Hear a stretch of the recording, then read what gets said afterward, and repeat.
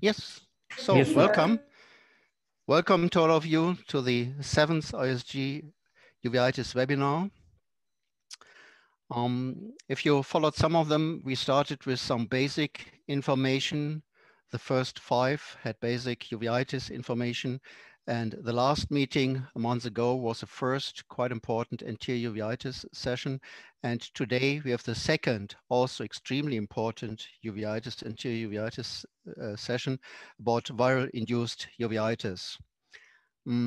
I think if you don't know very much how to differentiate these different anterior uveitis entities, this will help you a lot.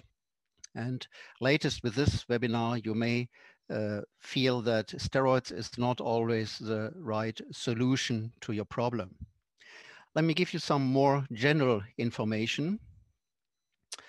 If you're listening here directly, not later by the videos which are to see on our registration side, then you will get an evaluation sheet. Please send that back with your evaluation. We have to depose that to the accreditation office, and you will get your CME points in between 1 week. No, sorry, you have 1 week time to send that back, and then we will send you this CME points. As you can see here, there is a line, question and answers. For your questions, please use this one exclusively and not the chat line. The chat line is more for the contact between us here, between us, and we only will answer questions in the question and answer line. Give us some time. If they are more for the public, I will try to bring them later on into the discussion. If they are very, very specific, we will try to answer them during that webinar. So I think I mentioned most of it, and we can now start. Vishali, do you take over? Okay, thank you. It's my proud privilege to have our first speaker, Olenda, who's going to tell us immune response versus infection and viral disorders. It's a very important topic because this will lead on to how do we manage them. Over to you. Thank you.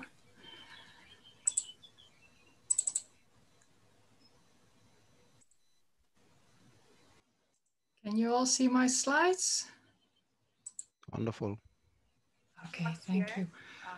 Yes, please go to that. Yeah, all set. Wonderful. Thank you, Vishali and Manfred, for inviting me. I'm really honored to speak at this wonderful event in these, which was organized in these difficult times. So today I'd like to give you an introduction on intraocular responses in viral uveitis. And as well, you probably know, immune responses are divided into innate responses and adaptive responses. And innate responses are include epithelial barriers, dendritic cells, macrophages, neutrophils, and natural antibodies, complement and natural killer cells. And these are the immune responses which are already up and running in the host. Whereas the adaptive responses are have to adapt to the pathogens they encounter. This is helped by the components of the innate immune response, but it takes time. And depending on whether it is the first time or the second time one sees a pathogen, it takes a couple of days to up to 2 weeks. Now, the innate immune response is triggered by, if we talk about infections, by the pathogen. And these pathogens have pathogen-associated molecular patterns, or PAMs. And these are generic motifs, for instance, double-strand DNA, or in case of gram-negative bacteria, LPS. And these are recognized by cellular receptors called pattern recognition receptors, PRRs. For instance, the toll-like receptors. And this is shown here, a couple of toll-like receptors here and here. And these interaction between PAMs and PRRs lead to the expression of type 1 interference, which provide antiviral, which are antiviral to neighboring cells. They produce cytokines, which modulate the immune response, and chemokines, which attract other immune cells. And also the innate immune components take up antigens such as DCs and macrophages, and then they proceed to the adaptive immune response. And that is shown here. So the antigen presenting cells present their antigen to T cells and B cells in germ centers, and their specific CD4, CD8 T cells and B cells are activated, and the B cells then start producing antibody. So that's the systemic part. In ocular immune responses, actually the responses are not that different to what happens in the system. The one big difference is that the eye is an immune privileged environment, which is aimed at reducing inflammation to prevent unrestorable damage. And this is achieved by the blood-ocular barriers, and also by local immune regulation by the expression of TGF-beta and the presence of regulatory T cells, and to a somewhat lesser extent, the expression of IL-10. So what happens if viral infection occurs in the eye? And in our case, it's usually either a reactivation of a herpes virus or a chronic infection by rubella virus. Then the viral infection causes the infected cells are activated, and antigen presenting cells take up antigen. And this is shown here. As I mentioned, we have the PAMs, which are derived from the viruses. We have the PRRs, which are inside the cell, and this interaction that's shown here leads to the production of, in case of viral infections, of IL-6, IL-12, IL-8, TNF-alpha. Also, these are the pro-inflammatory cytokines, but also the anti-inflammatory cytokine IL-10 is expressed, and this is probably to counteract the effects of the pro-inflammatory cytokines. Then IL-8 or CCL8 chemokine is expressed, and the type 1 interferons are expressed. So after that, the antigen presenting cells migrate to neighboring lymphoid tissues. There they activate B cells and T cells. Oh, yeah, shown here. And then these activated B and T cells are then traffic back to the eye, and they are attracted by the chemokines I mentioned towards the site of infection. And this results in inflammation, uveitis. So in intraocular inflammation in viral infection, we already had the regulatory T cells present, and TGF-beta and a little IL-10 to maintain homeostasis, so we maintain the immune privileged environment. But after infection, activated NK cells will be present, activated macrophages and dendritic cells, CD8 positive T cells, cytotoxic T cells are found, T helper cells, usually of the Th1 kind, and B cells or plasma cells once they start producing antibodies.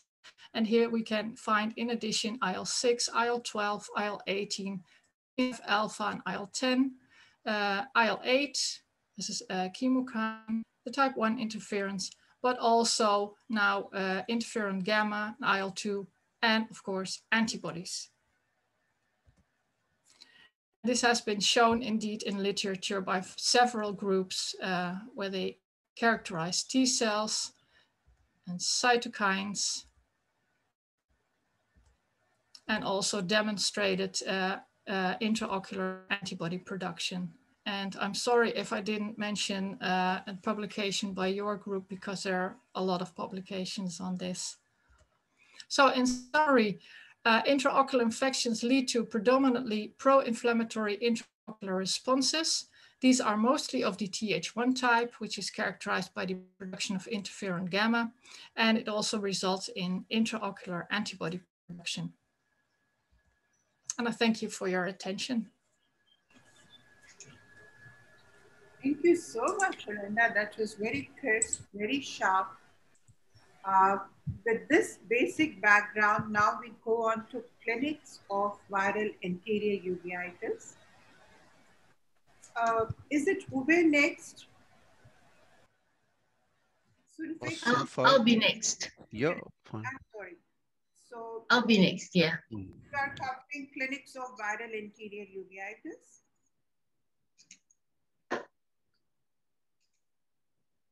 Hope you can see the screen now. I can. It's all set. Perfect. Okay. So I've pre-recorded it so that I'll keep on time. Hello, everyone. First of all, I'd like to thank the IUSG for giving me this opportunity to talk about clinical features of viral anterior uveitis. These are my financial disclosures with no relevance to my talk today. So there are various types of viruses that can cause anterior uveitis, and the more common ones are highlighted in red. And today I'll be covering herpes simplex and cytomegalovirus. So when do we suspect a viral etiology? We should when the patient has got a unilateral involvement, raised intraocular pressure at presentation, iris atrophy, pigmented, small or medium-sized, or stellate and diffuse KPs, the presence of corneal involvement, and the early development of cataract. The main clinical viral phenotypes include granulomatous anterior uveitis with or without keratitis, the most common cause of which is HSV or VZV, Foster-Schwarzman syndrome-like uveitis, about half of which are associated with CMV, and Fuchs uveitis syndrome-like uveitis, which is associated with rubella in the west and CMV in the east. So now let's talk about HSV anterior uveitis. This accounts for 5 to 10% of anterior uveitis cases. This is mostly caused by HSV type 1. It can affect individuals of any age, but it's more common in adults up to 50 years old. There is no racial predilection nor sex predominance. HSV anterior uveitis is unilateral in 99% of cases. It presents mostly acutely, half of which are recurrent. There's an associated raised intraocular pressure in a third of cases, and the KPs in these eyes range from fine or round to large granulomatous. It tends to cluster in arch triangle as seen in these photos here. There's moderate anterior chamber cells and flare, and also a significant amount of pigmented cells. When there is a severe inflammation, there may be associated hyphema, although this is rare. Vitritis may be present in about 20% of cases.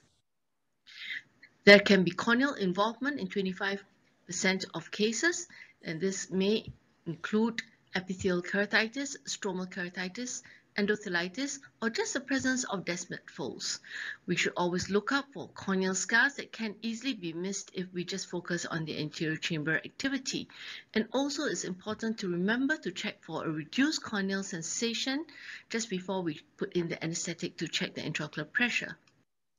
Iris features during the acute stage include flattening of the pupil and localized iridoplegia. Posterior synechiae occurs in 18%. Iris atrophy involves both the stroma as well as the pigment epithelial layer in a quarter to half of the cases. Most commonly, we see a pattern of sector iris atrophy and less commonly patchy or focal atrophy and rarely diffuse atrophy. Transillumination defects can develop as you can see here. In the event that there is no posterior synechiae and yet a sector iris atrophy develops, the pupil may become eccentric as you can see in this photograph here. Complications include glaucoma in up to half the patients and cataract in up to a third of cases. So the classification criteria for herpes simplex anterior uveitis as published recently by Doug Jepps and colleagues in the Sun Group showed that it should be diagnosed based on the evidence of anterior uveitis, which is unilateral, and the evidence of herpes simplex infection in one eye, either by aqueous humor PCR being positive for HSV, or sector iris atrophy in a patient less than or 50 years of age, or herpes simplex keratitis. Let's talk about cytomegalovirus in the anterior segment now. This is also a herpes virus, and it can cause anterior uveitis as well as corneal involvement. And in these patients here, we are referring to those that are immunocompetent. So CMV anterior uveitis accounts for up to 25% of hypertensive anterior uveitis in Asia, but in contrast, only 2% of viral anterior uveitis in the USA. This may be triggered by local immunosuppression such as topical steroid or cyclosporin A, prostaglandin analog, or ocular surgery. It affects mainly Asian populations, especially the Chinese and Japanese, and it can affect patients of any age, although there tends to be two peaks of age. It predominantly affects the male and is seen in about 65% of cases. So the clinical presentation may take three forms. Firstly, acute relapsing hypertensive anterior uveitis consistent with Posner-Schwarzman syndrome. Secondly, chronic anterior uveitis resembling Fuchs uveitis syndrome. And thirdly, recurrent or chronic anterior uveitis with iris atrophy. 97% of cases are unilateral. Iris atrophy tends to be absent in about 70%, and if it does develop, is sector in 2%, patchy in 9%, and diffuse in 15%. And the cases may evolve over time from acute to becoming chronic uveitis. Now, the manifestations of CMV anterior uveitis differ from region to region, as you can see here in Asia compared to Europe, and the Sun Group, which is an international collection of cases. So you can see that Posner-Schwarzman syndrome is a predominant CMV presentation, but in the international data, it was Fuchs uveitis that was more common. And generally in Europe, they have cases that are non-specific, a combination or incomplete non-PSS and Fuchs uveitis cases that were rare internationally and in Asia. The Sun publication also showed that there are differences between Asian and non-Asian CMV cases, with the Asian cases being slightly older with a greater proportion of chronic uveitis and a greater proportion of cases with mutton fat on nummula capitis. Now, CMV positive Posner-Schwarzman syndrome. PSS accounts for like 75% of CMV anterior uveitis. About 50% of PSS are CMV positive. It occurs in patients mainly between the 3rd and 5th decade with a mean age of 37 years. It presents as recurrent acute hypertensive anterior uveitis where the patients complain of a sudden onset of unilateral blurring of vision, halos, and ipsilateral headache. There is minimal ocular injection. There may be corneal epithelial edema at the time of presentation, as often the intraocular pressure exceeds 50 mmHg. The keratic precipitates may vary from a few gray-white, medium to large granulomatous capies of varying sizes located centrally, as you can see in this photo here, or sometimes they may be located at the peripheral cornea. There's usually mild anterior chamber activity and minimal flare. About a third would develop stromal iris atrophy over time, and this can be patchy or diffuse, as you can see here. The pupil tends to be round and there is no posterior synechia. So these are other photos showing keratic precipitate. Sometimes it's a small, medium, central keratic precipitate or a ring of keratic precipitates of different sizes. You can see here linear keratic precipitates, and here you can see the inferior linear keratic precipitates. Let's discuss CMV chronic anterior uveitis now. CMV is a major cause of Fuchs uveitis syndrome in East Asia. Up to 40% are CMV positive compared to the West, where rubella predominates.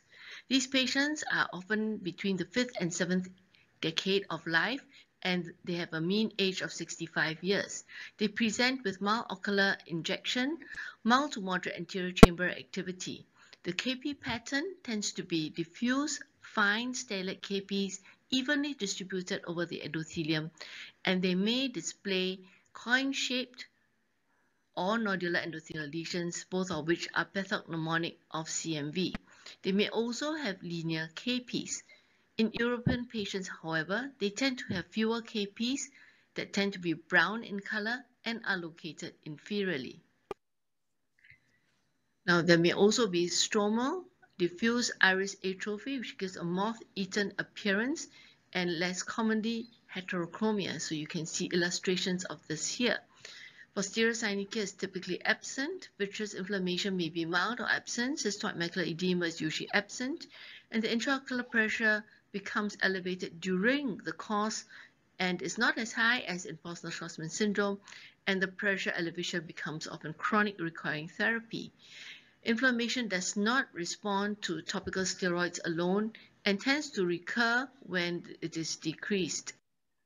Now, the characteristic precipitates here you can see include these fine diffuse capes of diffuse feathery capes, and you can see pigmented capes as well, and these coin-like lesions, and some of these lesions that may be associated with a little endothelitis.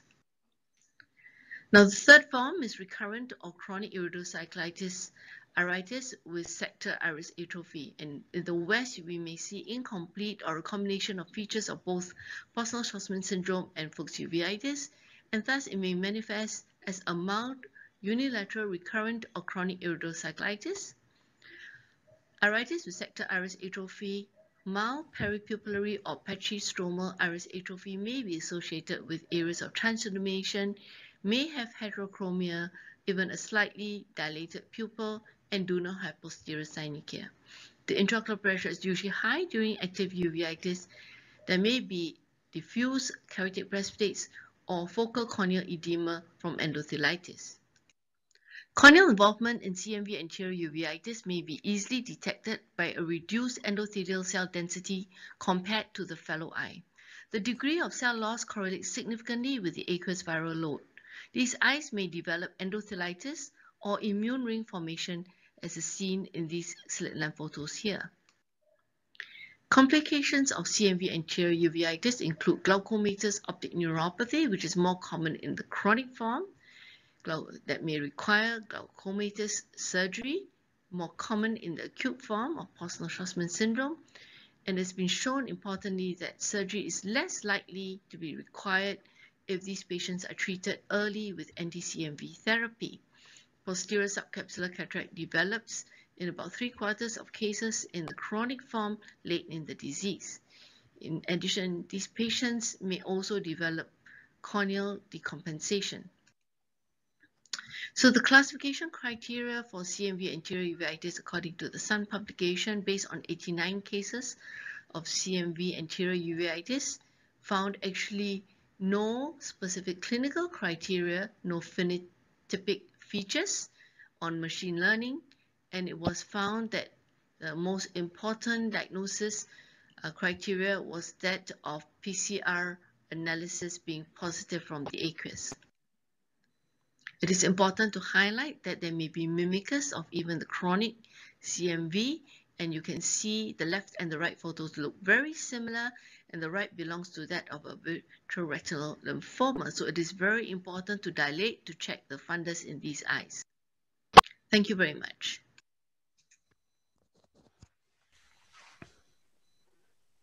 Thank you, Sunfik. It's always a pleasure listening to you about virus. And every time I listen to you, I get something new to learn all the time. Thank you. With this, we move on to the same topic, continuing the clinical manifestations of viral anterior uveitis. Over to you, Uveitis. Yeah, good morning, good afternoon, good evening. I think we are all worldwide spread. And yeah, I really appreciate that I have been invited to give a talk on this particular topic. And I think it's really important one, since we do see an increasing, at least vigilance on this situation. So these are my disclaimers, and I think we can just move on.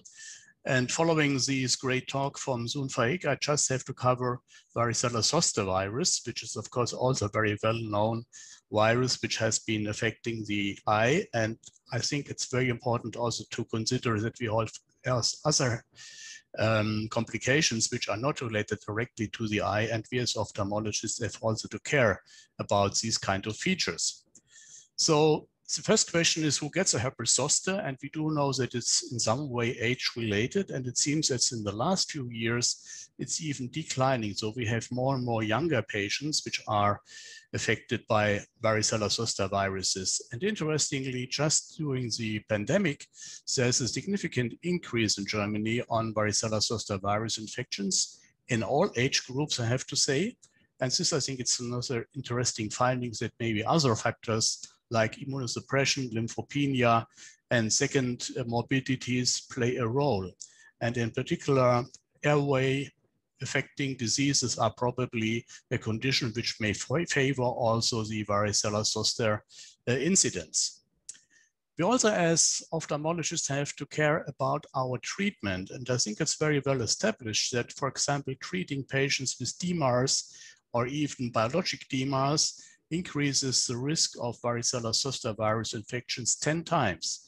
And we do have a very low incidence in the younger population, but we can really increase this by 10 times by using very popular agents like adalimumab and others. I think, therefore, we have to pay attention, and in Berlin at least, we are vaccinating all our patients as much as possible before. Yeah, the sun classification has been already mentioned several times, and the main question is, do we have a difference between herpes simplex virus infection and varicella zoster virus infection in the anterior segment? Actually, I have to say no. There's almost the same clinical findings that you can see in both of these viruses. And just to remind you that there should be evidence, of course, of an anterior uveitis.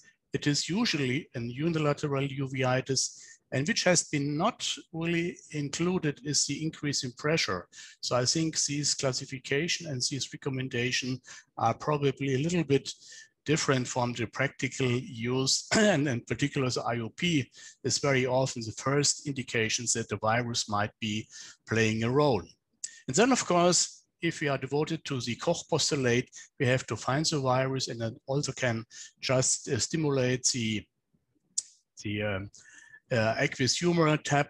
Therefore, I think it's very important, and I think it's really significant to find the virus within the eye, but you can, regarding the sun classification, also have just the evidence of clinical findings which might give you a clue that the varicella zoster virus can be here in this patient. The only differentiation between the herpes simplex and the varicella zoster virus effect has been regarding the age manifestation. So for herpes simplex, it was calculated for about less than 50 years, and in the other way, it's 60 years on the varicella zoster virus. Just a few findings which are summarized here. So the key, of course, is the anterior chamber inflammation. You may have granulomatous as well as non-granulomatous PKs. Then, of course, I would favor the TAP. So to really have a significant increase on PCR or aqueous humor antibody synthesis, then we do have in the same situation also the clinical findings like iris atrophy. Therefore, I think this combination gives certainly a very high link to a varicella zoster virus infection. There has been a very nice comparison from the Netherlands, where they have checked whether herpes simplex virus or varicella zoster virus have a clinical meaning difference. Actually, it's not. You can see here that we do have redness, we do have an inflamed external eye, we have corneal edema, we have PKs, we have, of course, an anterior chamber inflammation. Also, synechiae are quite frequent in both types, and heterochromia, for example, is absent in all of these patients. But, and I mentioned before that we do have to care about not only the eye. So we do know that, for example, varicella zoster is the most frequent kind of suicide in the people over 70 years old. And in addition, we have a very high risk on vascular complications, in particular on myocardial infarcts and also on other kinds of vasculitis. Coming back to another virus, and rubella, I think it's a very interesting virus, since usually it's not considered as a major problem. We are almost all vaccinated. Therefore, I think the manifestation of a rubella infection, at least in Western countries, is relatively rare. But we have to remember that these immune response vanish with time, and it might be that this type of vaccination is not sufficient lifelong, and therefore reactivation of rubella might be another reason why we do some kind of ocular inflammation. It is, in contrast to herpes simplex and varicella, an RNA virus, and it has, if it is acquired during pregnancy, the cause for Gregg's trias, which is also involving already the eyes, or cataract formation is in the newborn a typical finding, and cataracts are again also rubella infections quite frequent. So the clinical manifestations that we most commonly see with rubella virus is, of course, Fuchs uveitis. And we have to remember that Fuchs, when he described this entity in 1906, has focused on heterochromia. So 100% of his patients have had heterochromia. And therefore, I think the typical, let's say, manifestation of Fuchs uveitis has changed a bit, and I will come to this in a second. So what he has been already detected is that we do have corneal endothelial precipitates. We don't have any external signs of inflammation. We do have a high incidence of cataract development, and it develops usually in the second or third decade. Interestingly, Fuchs already did biopsies on the iris, and this has been later also described in some cases, for example, by Deborah. So I think the prevalence is probably at least 2 to 3%. So it's relatively frequent. It's very frequent underdiagnosed and very late diagnosed. So there's a delay of approximately 4 years, but it can be even 20 years in patients that this manifestation has not been detected. And the most mistake, in my opinion, is that we misdiagnose these patients as unilateral intermediate uveitis or panuveitis. Why? We do have quite a number of cells in the vitreous, and I think not only the typical findings that Fuchs has described, but also the posterior segment in some way is also involved. And if you do an angiogram, you frequently can see leakage in the optic nerve, and this, I think, indicates that also involvement of the posterior part in these patients is quite common. Again, the Sun classification, interestingly, has name these as a syndrome. A syndrome, I think it's not the correct description, I have to say, so I don't like this term. However, it has been fixed, and now I think the detection of anterior uveitis in the presence probably of a vitreous haze at the same time, mainly a unilateral uveitis, and then the Fuchs uveitis syndrome features, let's say, heterochromia, and these keratitic precipitates are the next findings which define this entity. And of course, exclusion of other entities has been done. Again, this very nice comparison between Varicella zoster, herpes simplex, and the anterior uveitis regarding rubella involvement has been really interesting, since we do have no extraocular inflammation on the conjunctiva in rubella. In the rubella type of inflammation, we do have, of course, cells in the anterior chamber. We don't have any posterior synechia in rubella viruses, and also heterochromia is a typical findings that we do see in herpes simplex and varicella zoster. Also, regarding complications, both entities are different. We do see that the cataract formation is much earlier in the patients affected by rubella virus infection, or the Fuchs uveitis syndrome patients, and also the age of cataract development is much earlier. So I mentioned already that Fuchs syndrome so far is not really probably the correct term, I have to say, since we do find an infectious cause, not only rubella, in some patients also the cytomegalovirus, and therefore I think the question whether it's really a syndrome is really a big question mark. And also colleagues from Belgium and the Netherlands have already pointed out that there might be a congenital or acquired viremia, which may then drive an immune response, since we do see the antibody formation in these kind of patients quite frequently and even persisting, which I think is also different from the findings in herpes simplex in varicella zoster virus. This was the description from Quentin in Germany. He has first pointed out that rubella viruses can be found in Fuchs uveitis. patients. And the question is, do we have a difference?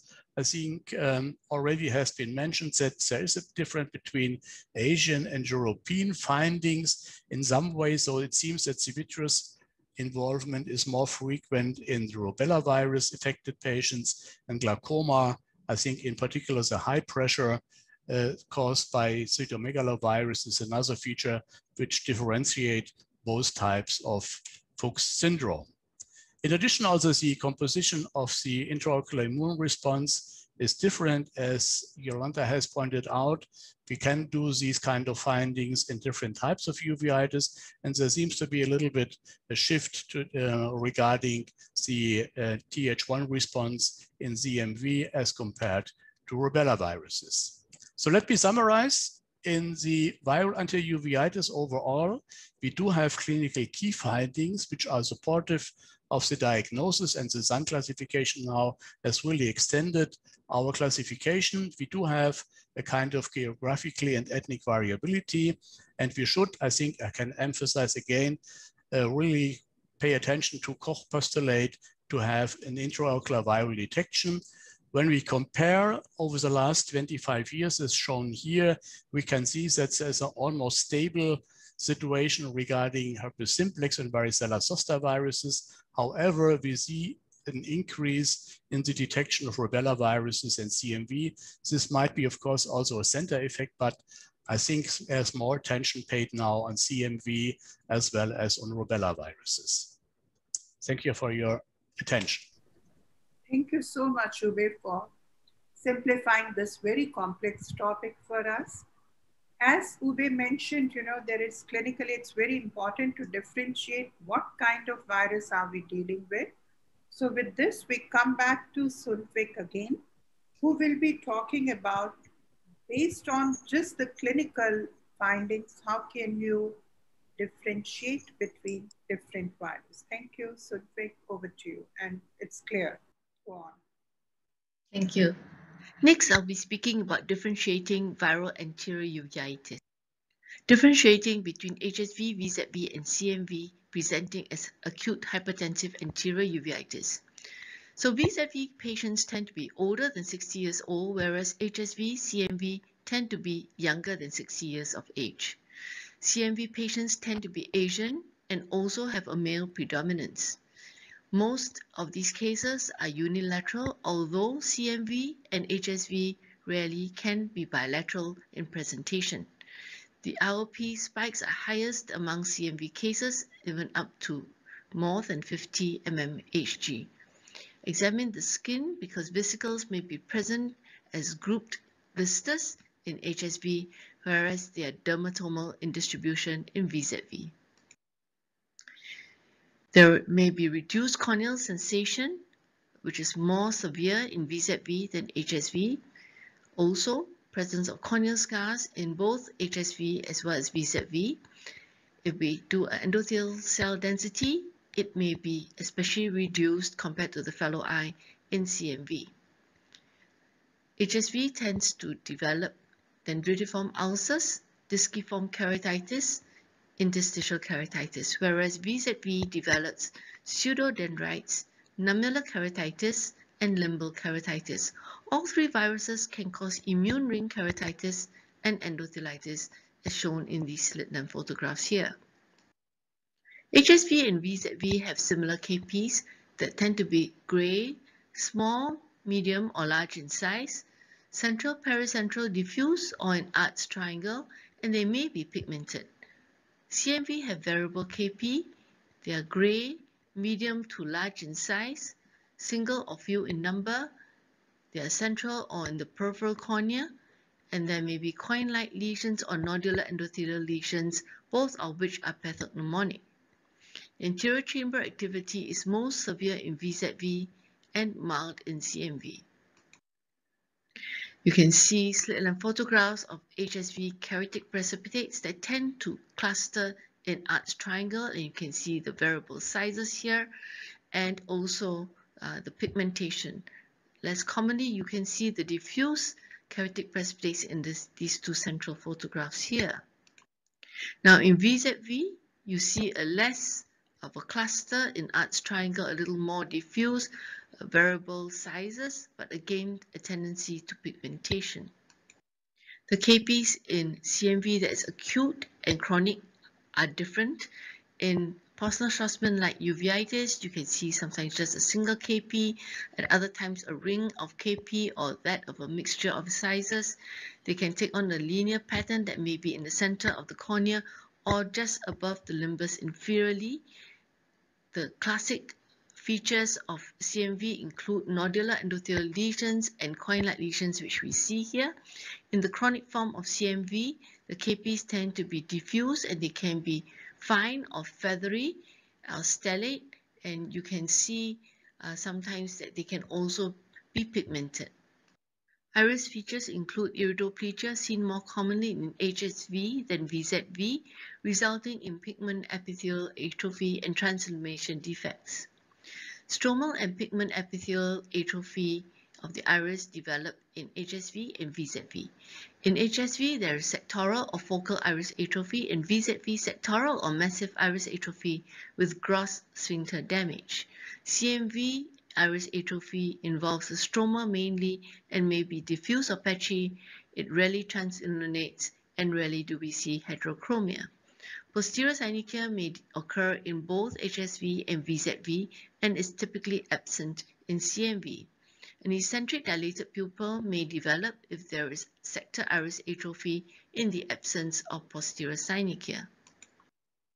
On the right, you can see a single photograph of Varicella Zoster Uveitis resulting in diffuse massive iris atrophy and transillumination defects and a mid-dilated pupil. The rest of the photographs illustrate HSV iridoplegia with flattening of the iris and subsequent atrophy in a sector pattern, and you can also see some areas where there is an eccentric pupil resulting from the lack of posterior synechia in the presence of sector iris atrophy. Acute CMV anterior uveitis often does not result in iris atrophy, but if it does, you may see patchy stromal iris atrophy or diffuse stromal iris atrophy. Vitritis occurs more commonly in Varicella Zoster Virus than HSV and is rare in CMV. Corneal decompensation may develop especially in CMV. These viruses can cause cataract and glaucoma late in the disease. Looking at now Fuchs uveitis syndrome and trying to differentiate between chronic CMV from rubella virus. Chronic CMV occurs more commonly in older patients between 40 and 60 years, whereas rubella occurs in the younger patients between 20 and 40 years old. CMV more commonly involves males, but rubella there is no gender predilection. CMV involves mainly Asians and rubella mainly Western populations. The intraocular pressure in CMV can be extremely high and then becomes persistent, whereas in rubella it's not quite as high but becomes persistent. The cornea in CMV may develop endothelitis or immune keratitis, whereas in rubella there are no corneal findings. Chronic CMV and rubella both cause unilateral uveitis with stellate, diffusely distributed keratic precipitates, mild anterior chamber activity, diffuse stromal iris atrophy with or without heterochromia, and very often anthracene may be present. However, CMV may induce coin-like lesions, nodular endothelial lesions. The KPs may be pigmented and there may be a reduced endothelial cell count and sometimes sector iris atrophy, whereas rubella causes fine iris transillumination. Copy nodules may be present at the pupillary margin and there is often heterochromia. In rubella, cataract develops early and is present in 47% at presentation. Vitritis is almost always present and chororetinal scars may also be present. In CMV, the cataract may develop with chronicity. Vitritis is rare and there are no chororetinal scars. Both, about 10% of them, have got a disc hyperemia and also some vascular leakage on angiography. Both may also develop glaucoma over the long term. You can see clinical photographs of chronic CMV on the left and rubella on the right. On the left, you can see corneal findings with CMV, immune ring. Sometimes you can get endothelitis, coin-like lesions, pigmented KPs, diffuse stromal iris atrophy. Whereas in rubella, you may get copy nodules at the pupil edge. You can see the posterior subcapsular cataract, which may be present even at a young age. You can see the diffuse non-pigmented KPs and the stromal iris atrophy. In summary, viral anterior uveitis is associated with ocular hypertension. Sector iris atrophy less than or equals to 50 years old is suggestive of HSV, more than or equals to 60 years old suggestive of VZV. The pattern of keratitis helps to differentiate the viruses. The typical dermatomal rash clinches the diagnosis of VZV. Patient demographics for chronic CMV and rubella differ.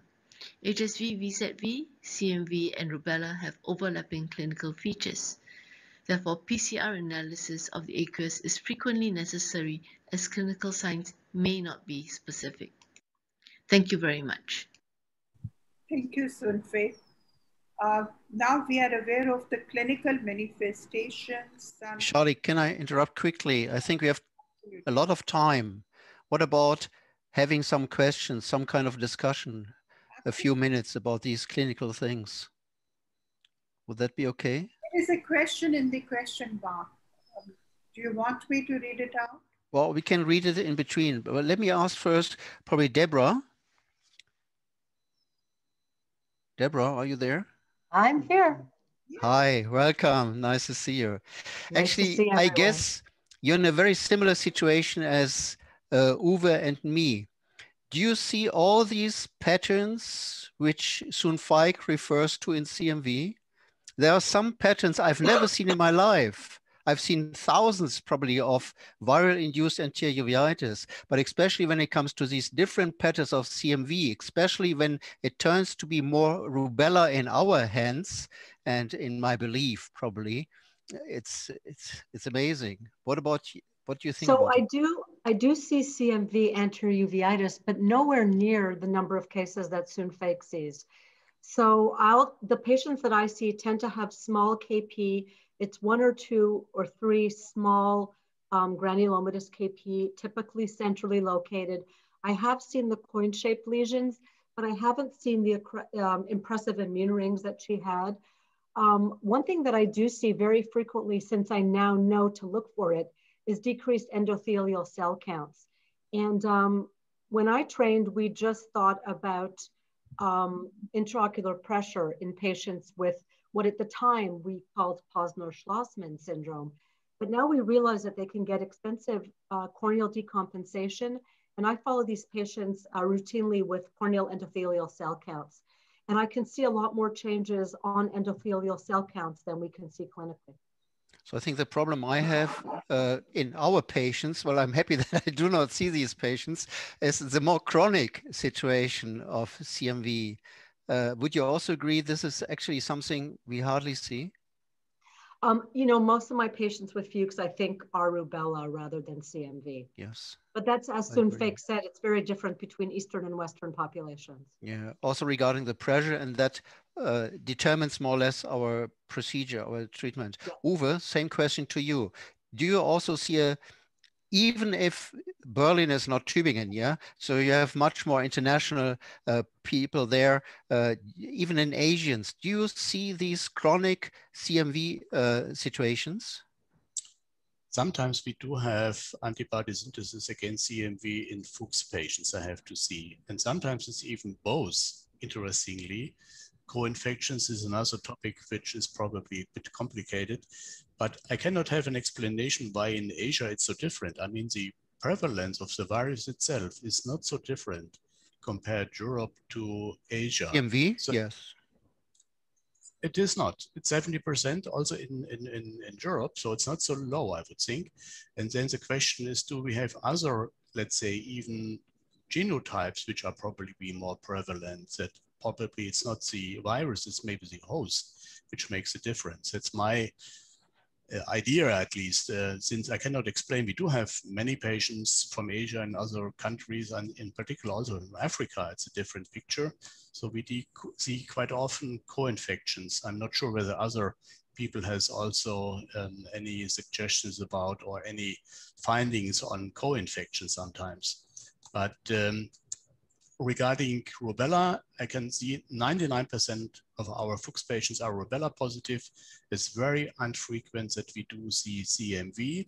And the typical findings in rubella positive patients are even like Fuchs has already described 100 years ago. So I think it's relatively typically, except that heterochromia, of course, is a 100% frequent sign in these patients. So we see that probably this heterochromia comes over time. You have patients that you have seen before, and then with time, there's a change of the iris structure, and I think it's depending.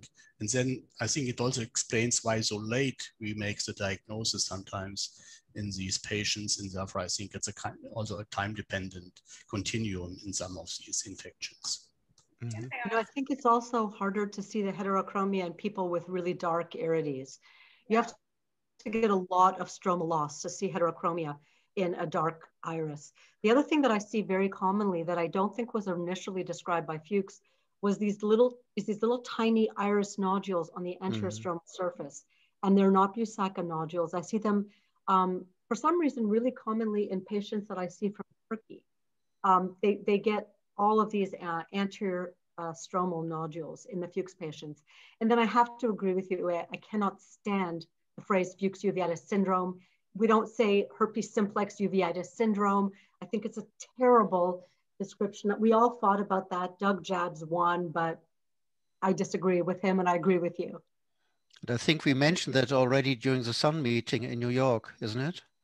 Yes. So we lost. Okay, we lost, doesn't matter, yeah. And probably one more, sorry, Vishali? Yeah, I have a question for all of you. CMV retinitis causes similar picture all across the races. Other forms of herpes, they produce similar clinical manifestations in rest of the body. Why is it that anterior uveitis is producing different phenotypic expression in different populations? For all of you, it's open. Well, my answer is short. I have no idea. Yeah. Can I ask you again? Your question is why we have different types of keratitis in HSV, for example? No, why different populations have different manifestations to the same organism, CMV. CMV, retinitis is the same. You know, I'm very sure we have different immune responses to different viruses. Yolanda, can you comment to this one? Yeah, I don't have specific details. I think you're right. It must be, I think the most straightforward explanation would be that there is difference in immune responses. And, or perhaps, sorry? Something in the anterior chamber, because retinitis is uniformly same. Like CMV, when it affects the retina, it affects everybody the same type. But when it comes to anterior chamber, there are differences. So that is yeah, I think, well, retinitis is of course a typical feature of immunocompromised patients. So you don't have a very well-functioning immune system there. But in anterior uveitis, it could either be the immune response which determines the difference, or maybe the cells that are being infected, well, viral receptors which may be different, which could explain the difference in between Western and Asian people. Well, when it comes to retinitis, I'm very sure that this T-cell response is a very important way. It may be that there is a clear-cut, a real deep problem in immunocompromised persons. We understand that one. But in the diagnostic criteria for acute retinal necrosis, interestingly, they do not differentiate into immunocompromised or immune competent people. to be honest, we do not know exactly what we have to look for. There may be some antiviral, proviral factor which you have never analyzed. I've never read something about this. I know I did with Foster a long time ago some work affecting these T cells producing contralateral and ipsilateral retinitis. And if you can play with the T cells, then you can play which side gets involved in retinitis. So that's another point. It's all the same things, all HSV or VZV, yes? But what develops, if it's anterior uveitis or retinitis, depends a lot on your immune response. And that may be a genetic problem and so on and so on. Very, very difficult. But I think also whether it becomes an anterior or a posterior infection, it also depends on the area from where it reactivates. I think retinitis will react from the optic, the connections with the optic nerve. So it comes down from the areas where it's where it is latent and then reactivates through the optic nerve and then causes a retinitis, whereas perhaps an anterior is more a reactivation from the trigeminals. Can I add one more clinical question? I think that's the best time point now, cataract formation. When I explain that to my fellows, I tell them there is no real risk if you have a viral infection to produce cataract if you avoid steroids, with the big exception, of course, of rubella. And we know rubella in the earliest form, this is actually classically defined with cataract formation. So that's something typical for rubella, but extremely untypical for all other viruses. I saw your tables there. It shows 10 to 15% of cataract, but of course, this may be after treating with steroids. What is your impression? They are cataractogenic, these viruses, or not? You're muted. Sorry, I have to agree. I don't see cataract in simplex and zoster patients who haven't been treated with steroids, except zoster patients who are of the age to have cataract. So I agree, and it's very interesting. Yes. But same with macular edema. Yeah. Same with macular edema, yes. It hardly exists without cataract surgery. That's, again, I think, a wonderful link to differentiate that to probably other types of uveitis. Okay, I think we should go on. Yeah, but macular edema is not so rare, actually. So, sorry? I kind of agree. I think macular edema is not so rare in HSV. So sometimes it's really a kind of problem that is not detected early enough. And the immune response, actually. And sorry. I think, the immune response is probably, I mean, for Yolanda, I think it's quite interesting that if you do a TAP, you can always find antibodies in rubella positive patients, I mean, in Fuchs patients, whereas it's a time frame where you can detect even with antibody formation, the virus. So I think it's another difference.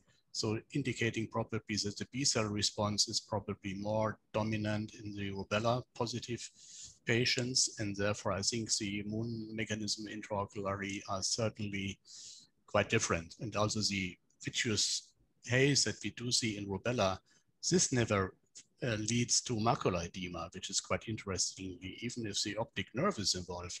But we don't see any kind of macular edema, even if it's persisting over decades, inflammation, or let's say cells at least in the vitreous, which is another interesting finding. It seems to be a kind of balance on cytokines, which probably are even maybe protective in some ways that we don't see these complications in Fuchs patients. This is quite interesting finding. Yeah, it does seem to be a milder infection. I mean, you have an array of degrees of inflammation from ARN to on one side to Fuchs on the other, and that will obviously influence which other clinical characteristics you see. I think it's more than that though, because the Fuchs patients, in my experience, all have vitritis. For me, if they don't have vitritis, I assume it's something other than Fuchs.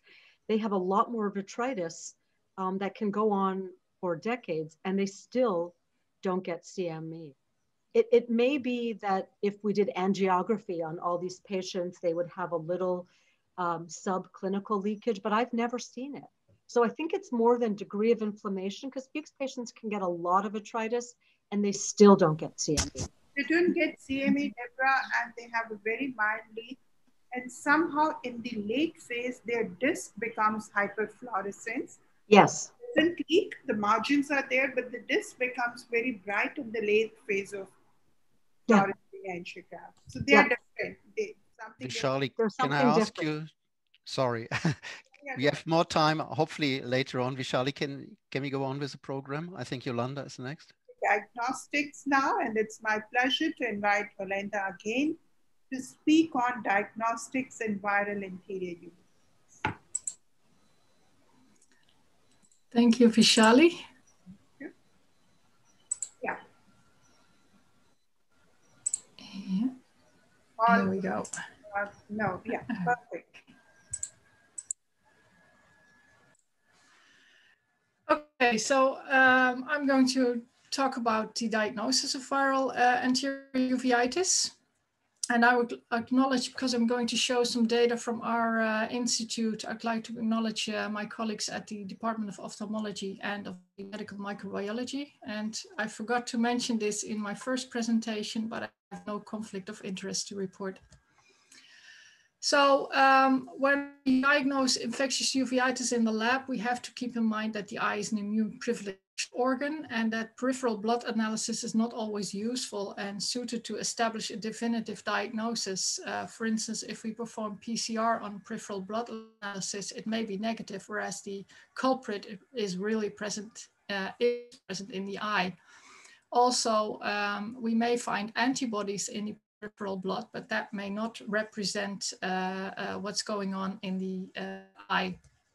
So therefore, for a definitive diagnosis, analysis of intraocular fluids should be performed, and this can be done on both aqueous humor and vitreous fluids.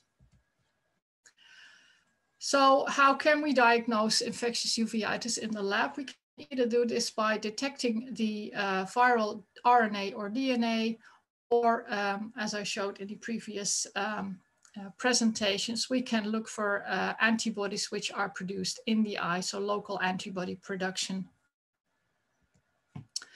Now, nucleic acid detection is a direct method. It directly detects the pathogenic nucleic acid. It can be developed for every target with a known genetic code, and there are several means by which it can be done. One can do classical-based, gel-based PCRs or nested PCRs. Real-time PCR is, well, I think the mainstream currently, but also next-generation sequencing methods are being developed for ocular fluids. Then to determine antibodies, this is an indirect method. It detects the immunological activity against a pathogen by determining local antibody production. It can be developed for every target with antigens available immunoassays. And this could be an ELISA or an immunofluorescence assay, and also multiplex immunoassays. I'd like to share the experience at our institute to give you an idea about the numbers of the data I'm going to show you. We receive about 600 paired ocular fluids and sera per year, and that has been the case since 2002. And the most important etiologies we have are CMV, HSV, VZV, rubella, and toxoplasma. At our institute, we perform real-time PCR analysis, and we determine intraocular antibody production by Goldman-Whitmer coefficient. And let me explain this further. This was developed by two ophthalmologists in the 50s, Hans Goldman and Rudolf Whitmer, who demonstrated how to determine local antibody production. And this is a schematic representation of this coefficient, where in blue is the intraocular fluid and red is the peripheral blood. And for this coefficient, we determine specific IgG and total IgG and divide this, and we do the same for blood. And if there is just leakage as a result of the inflammation, then these two factors are the same. And if you divide them, your Goldman-Whitmer will approximate 1. However, if intraocular antibody occurs, then this factor will rise. And with that, your Goldman-Whitmer coefficient number will also rise. And we use 3 as a cutoff. So if we have a Goldman-Whitmer coefficient over 3, that's indicative of intraocular antibody production. Now, how do PCR and Goldman-Whitmer contribute to the diagnosis? So we looked at all the positive lab results, and we found that overall in 43% we were able to get a positive PCR, which means that 57% of diagnoses were missed had we done only PCR. Whereas when we looked at the Goldman-Whitmer coefficient, it contributed to 80% of the diagnosis. Now, if we separate this per pathogen, we see that for the herpes viruses, PCR and Goldman-Whitmer contribute equally. Neither of them is 100%. So if we would do PCR alone or Goldman-Whitmer alone, we would miss diagnosis.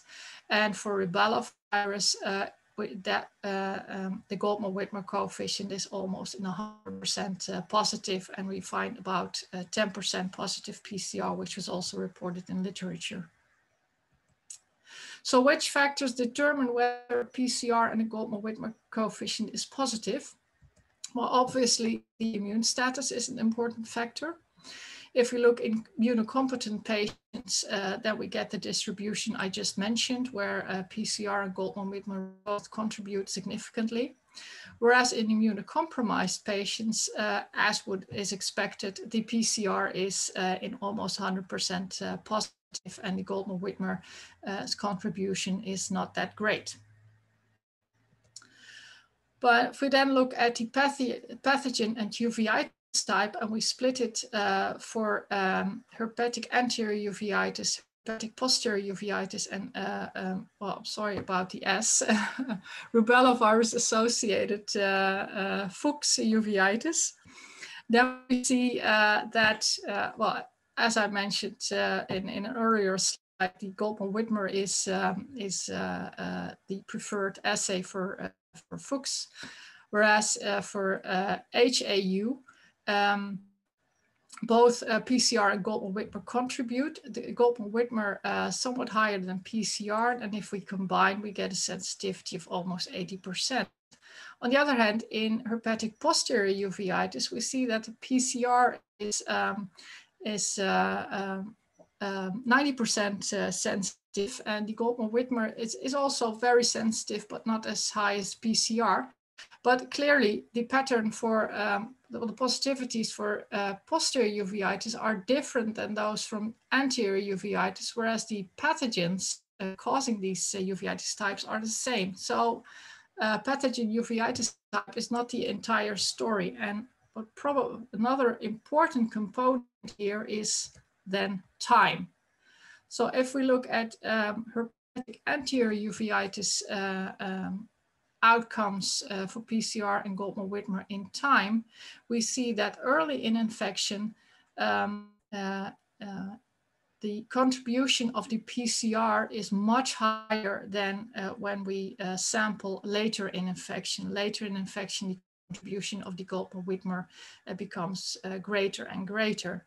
And if we then go back to the other uveitis types, herpetic posterior uveitis and Fuchs uveitis, it really fits this picture because herpetic posterior uveitis is such a medical emergency that people come in early in infection, and there the PCR is positive in almost 100% of cases.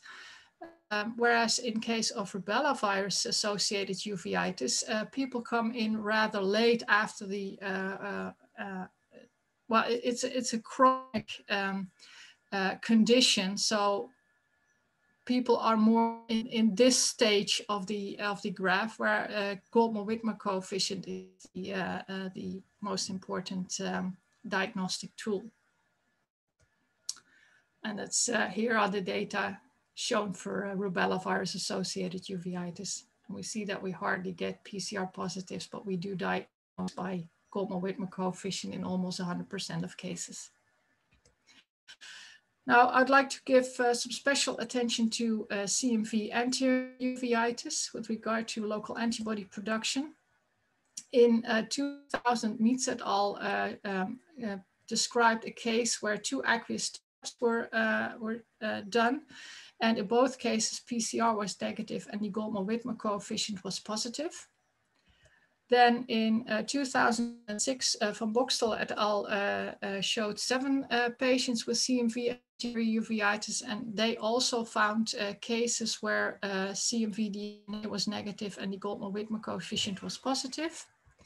Then Relvas in 2018 analyzed 21 patients, and there they found PCR positive in 71.4% of taps, and Goldman-Whitmer in 88.9% of taps. And De Simone in 2019 found in 23 patients a sensitivity for the PCR of 39% and for local antibody production 61 or 87%. And the antibody index is a modified version of the Goldman-Whitmer coefficient, but it also determines local antibody production. So these data indicate that a negative PCR does not exclude the infection. In summary, Goldman-Whitmer complements PCR for the diagnosis of viral uveitis in immunocompetent patients. PCR and Goldman-Whitmer coefficient outcome is influenced by the time of sampling. The Goldman-Whitmer coefficient or the antibody index is particularly useful at later stages of infection or in intermittent chronic infections such as CMV anterior uveitis.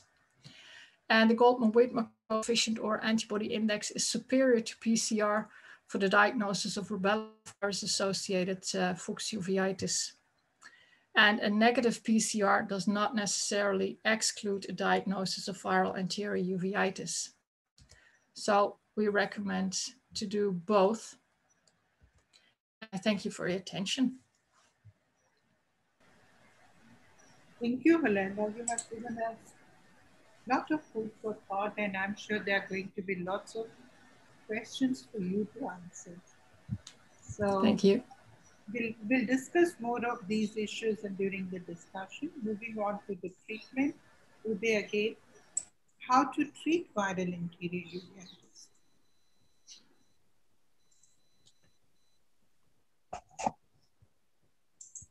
Yeah, welcome back. And have been seen already some questions regarding therapy, and I did not answer in the chat. Therefore, I think probably your questions will be solved and answered after the talk. I hope so.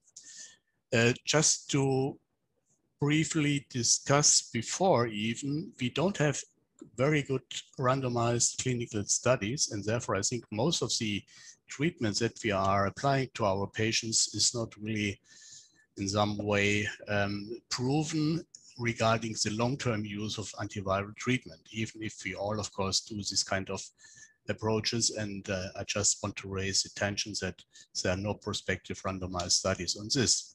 So commonly, when we have a patient with an anterior uveitis based on a viral infection, we do have 3 pillars of treatments that we need. Of course, in the acute phase, antivirals are given mainly systemically, but since the antiviral alone will not diminish the inflammation, we do have also concomitant anti-inflammatory treatment, preferable, of course, in these patients on local therapy. Rarely you do need systemic corticosteroids, for example. So I think topical treatment is, of course, the gold standard.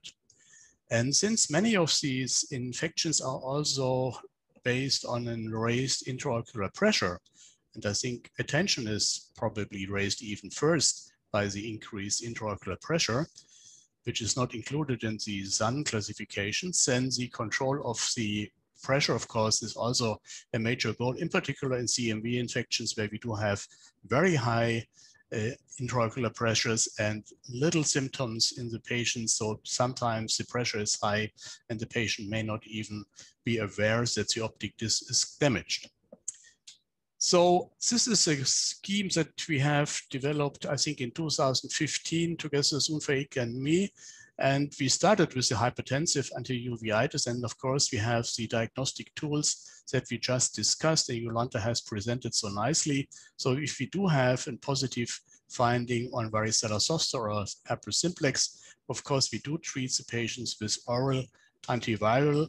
And then I think the next question is, do we have also in the long term to care about our patients and prevent recurrences? And I think most of us probably also will keep the treatment in the lower dose and keep the patient on a long-term treatment just to avoid any secondary problems. And I think in many patients, we do have success with this kind of treatment approach.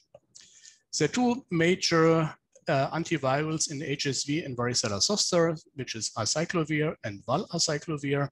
I have to focus a little bit on the bioavailability, since the oral intake of acyclovir, in particular in older patients, can be relatively low regarding the availability in the blood. Therefore, in Berlin, actually, we switched most of the patients already from the beginning on valacyclovir, which has a much higher bioavailability, and also the access, at least to the cerebrospinal fluid, is better, probably also to the anterior chamber. And I think this treatment has been approved for the acute situation in our patients. I mentioned that we don't have many good studies, and I was going back to history in some way. So in the last millennium, there was the Foster able to show already at this time that the long-term treatment, even if it was a relatively small group of patients, was also able to prevent secondary findings, secondary complications, in particular cataract formation, secondary glaucoma, and even macular edema. Again, macular edema was prevalent in about 30% of these patients, was inhibited or prevented if you do have systemic preventive treatment here based on acyclovir. I think this was one of the first studies showing, and there have been several ones later on. There is, of course, the HSV study from Peter Leibson, which has focused on the cornea. So even for the involvement of keratitis, the long-term treatment on acyclovir has shown that you can prevent secondary recurrences on ocular simplex viruses as well as varicella zoster virus.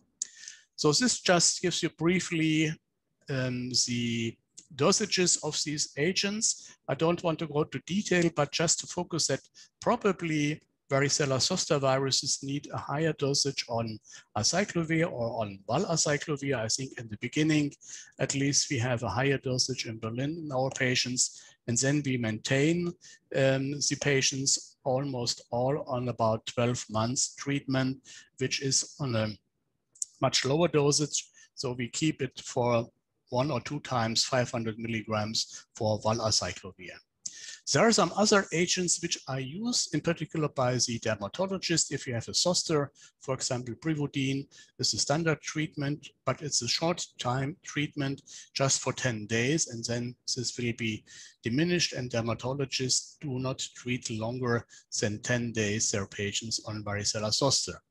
And also in addition, Foscarnet is another option, at least in some patients when you do have probably resistant to acyclovir or valacyclovir, or you have no success with your treatment. Which brings me to the next slide, also derived from the same publication. You can see that there is sometimes a non-response, which might be related to the low bioavailability on acyclovir. Therefore, we would switch our patients then on valacyclovir. And probably we do have a response because the bioavailability is much higher on this treatment, but it might be also that there is some resistance. And I think we have more and more patients on resistant viruses against acyclovir, probably also related to our long-term treatment. I think in some way, it might be that we induce some kind of complications like we do an antibiotic treatment with other organisms. So this brings me to another important point, and I think the options that we can prevent Varicella Zoster virus infection, at least in the older patients, is very important. And the vaccination rate, for example, in the United States, it's below 4%. So if we now want to have a good immunity in the population, like now in the COVID situation, you can see that we need at least 80% to lower the problem. And I would just motivate you as ophthalmologists also to pay attention to the options that we can prevent varicella zoster infections in our patients just by vaccination. And I think this has to be probably a little bit more populated also by the ophthalmologist. It's more difficult to talk about CMV treatment since, of course, we do have an efficient treatment with ganciclovir. Ganciclovir can be in addition to anti-inflammatory treatment. And I mentioned already, very important to control IOP by local or even systemic antiglaucomatous treatment. I think these three pillars, of course, are also important in CMV treatment. We do have a broader spectrum of treatments since we do have a topical application of ganciclovir in different concentrations, 0.15% and even 0.2%. We do have IV and oral treatment with ganciclovir, and very rarely it might be necessary to even have an intravitreal ganciclovir injection. Should we treat? I think that's a very important question since the treatment with ganciclovir is much more costly and it also has more side effects than we do see with acyclovir. Therefore, I think the question is really valuable, but we can see that the treatment on CMV has also an effect on the pressure. Interestingly, if you do treat patients with ganciclovir, you have a lower persistence on the IOP, as well as a protective effect on the endothelium. I think these are major targets for treatment in CMV affected anterior uveitis. Therefore, yes, I think the question can be answered. We should treat the patient. The next question is, should we treat the patient topically with topical ganciclovir or systemic ganciclovir? We have in our publications a little bit focus on this and made it dependent on the copies in the aqueous humor. I think if you do have RT-PCR in, you can really measure the amount of virus. And if you do have a low amount of viruses on CMV, you probably can go on a topical treatment. I think, again, this is not really controlled, unproven in controlled studies, but I think this is a suggestion which makes sense since there is some kind of penetration on topical treatment. But I have to say, in our hands, it's not successful. I have to say, most of our patients don't respond to topical treatment, so we have to go for systemic treatment with all the, let's say, questions that are raised. So the cost as well as tolerability is a bit different. And I think in the long term, if you do have higher recurrences in these patients, I think it makes more sense to have the patients on systemic treatment. Just a few studies to illustrate the use of topical ganciclovir in the management of cytomegalovirus anterior uveitis. You can see several publications have shown that there might be an effect on the recurrences and also on the short-term effect on inflammation in patients under these conditions. But there are some other studies which are not showing these results. And unfortunately, I think most negative results are not shown. Therefore, I think there's probably a kind of a gray zone regarding topical treatment.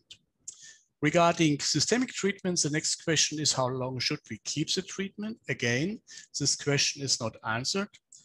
In Berlin, we treat our patients at least 6 months, mainly 12 months, and there have been studies, for example, also in Tübingen, where the treatment has been prolonged to 24 months. I think it's really depending on your goals and also on your capacity really to take these kind of conditions, since it's quite expensive and also side effects are not so rare in ganciclovir treated patients. And this is just illustrated here. So this is a study from systemic treatment in transplant recipients. Might be a little bit different, but we do have quite a number of toxic events. So I think in particular, the kidney problems can be a problem. We do have also probably thrombocytopenia and leukopenia in these patients. I think we do have to monitor these patients more carefully than we do for acyclovir. And also regarding patients in pregnancy, it's, I think, more important to care here for the problems that are related to the treatment.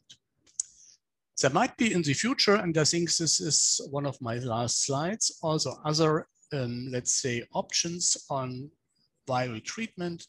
Just in general, I think risk-because strategies are approaching the clinic, and this might be in particular, since we do have access to the eye in the local manner, also an option for our patients. So in summary, just briefly, herpes simplex and varicella zoster have more or less established protocols that we can treat these patients at least in the acute situation. Regarding the relapse and the severe course, which can be probably prevented in these patients, I think there is also, again, regarding the time length, no significant outcome in studies that has been shown we should use 12 months, 18 months, or even 2 years, or even longer. If it's a single-eyed patient, probably you can decide differently. But the prevention, I think, again, is available. So vaccination is another option that we should emphasize more frequently. Regarding cytomegalovirus, I think the benefit, again, has been shown in the acute phase. Regarding topical or systemic treatment, there is discussion, and I would like to carry on this discussion probably also to the audience. Thank you. Thank you, Uwe. Thank you very much for a very beautiful account of how to treat. Thank you. And with this, Uwe, can you please stop sharing? Yeah. So we now move on to a very interesting aspect of case presentation by our panelists. So Deborah, would you like to discuss the cases to begin with? Sure, I would love to.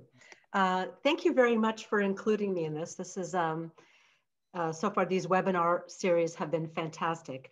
I'm just going to present one case, and it's really just the typical clinical manifestations. So this case is a 63-year-old woman, and she's had a 2-year history of anterior uveitis. She's been on steroids for 2 years and is not getting any better. Her past medical history is pretty typical for someone around my age, diabetes and hypertension, and she has some arthritis, but no inflammatory arthritis. It's osteoarthritis. I ask all of my patients a complete review of systems, and it is completely negative. Particularly, she has no cold sores and says that she has never had shingles. So currently, she's on prednisolone acetate 4 times a day for the left eye, timolol twice a day, and brimonidine twice a day. When I see her, her best corrected visual acuity is 20/20 in the right eye, and it's a little decrease in the left eye at 20/40. The slit lamp examination and the fundus examination, everything is completely normal in the right eye. So this is purely unilateral disease. The left anterior chamber has 2+ cells. The intraocular pressure is 25. And all we see in the fundus in the left eye is that the cup to disc ratio is more than the right. But here are the important findings of this patient who's been described as having only a chronic anterior uveitis. And you can see here, can you guys see my pointer? Well, I don't know. I hope you can see my pointer. We can see. Perfect. Thank you. So you see here that she has pigmented small to medium granulomatous KP, and here are some more granulomatous KP. These KP are not in Arl's triangle. They are not where they belong. We can see that she's got stromal edema and actually epithelial edema and decimase folds here. And then this entire area here, stromal edema and decimase folds. And this actually kind of looks like a cotaduce rejection line. So we have, also the pupil is not round. There are no posterior synechia, but we can see iris atrophy here. So a not round pupil, pigmented KP that aren't where they belong, and corneal involvement. When you see this, you know that this is a herpetic disease. And the question is this herpes simplex or is this herpes zoster? So certainly in my institution, actually in my country, we can't do a CTAP for Goldman-Whitmer coefficient. There are no commercial labs that will do antibody testing on small aliquots. And in cases where I'm not sure, really what I tend to do is anterior chamber tap. But in this case, I didn't even have to do that. So we talked earlier that patients over 60, it's more likely to be zoster, under 50, it's more likely to be simplex, but these are just statistics. Why does it matter which one it is? The dose tends to be different for simplex and zoster. So I diagnosed her with clearly herpetic anterior uveitis clinically. We started valacyclovir. We continued her steroid drops and intraocular pressure therapy, but we do a careful skin examination. And in this case, it was really helpful because she has these scars on the side of her nose. And I asked her again, I said, well, you said you didn't have shingles, and did you ever have a rash? And she said, oh yeah, I had this rash and my doctor didn't know what it was and it was really painful, but it got better. So here we can see the skin scarring that tells me that this was herpes zoster. So Uwe talked about differences between skin findings in simplex and zoster. One of the other things is that simplex skin lesions do not scar, but zoster ones can scar. So this is her 2 months after therapy. The corneal edema has improved, the KP are gone. And remember that the only thing we changed was we added antivirals. We kept her on the same steroids, we kept her on the same glaucoma therapy. Her intraocular pressure is now 10. Here it's more easy to see the localized iris atrophy. The vision is back to 2020. Her vision had been decreased only because of the corneal findings. So just to reiterate, the uveitis in herpes zoster is typically of long duration. It often begins concurrent with or just after zoster, but it can occur without a known history of zoster. The KP are typically granulomatous, they are typically pigmented, and they are often not in the typical location. Iris atrophy is stromal or pigment epithelial, and we can see patchy or diffuse transillumination defects. In this case, the patient actually had anterior stromal atrophy and did not have transillumination defects. But as we saw in my patient, the pupil was irregular and dilated, and the intraocular pressure is typically elevated. Typically older patients, again, the patients may not have a known history of zoster, but as in this case, which I found very striking, we look for the scars of the herpes zoster, because again, zoster can scar, simplex does not. But it can occur in people without the skin lesions, and we ask about a history of chickenpox in childhood. I use AC paracentesis very frequently if the diagnosis is unclear. In my practice, though, it is only for PCR because I can't do Goldman-Whitmer coefficients. And I think that's it for this case, just to show you the classic KP, the stromal edema, and the importance of looking at the skin. Thank you. Deborah, can I ask you a question? Sure. Do you want me to keep the pictures up, or should I get rid of them? That's okay. Like we have the same problem. We don't do Goldman-Whitmer, we just have PCR. But many times you look the patient and it says, okay, herpes. So how important is it just to take the tab to prove the point? Like I would start the therapy based on my clinical judgment many a time. So I do the same as you. So for simplex and zoster, I actually don't care if I have an AC tap. Where I want an AC tap is if the diagnosis isn't clear, but in cases where I think it might be CMV, because the therapy is so much more toxic, I always get an AC tap. So for me, you know, Valtrex is so well tolerated. We check kidney function once a year. We tell patients to drink enough water and they'll be fine. But because we can also have bone marrow suppression with valganciclovir rather than valacyclovir for CMV, I really want an AC tap for diagnosis. And you and I are like older. We trained without PCR, right? We trained with just clinical skills. Yeah, the old ones. Yeah.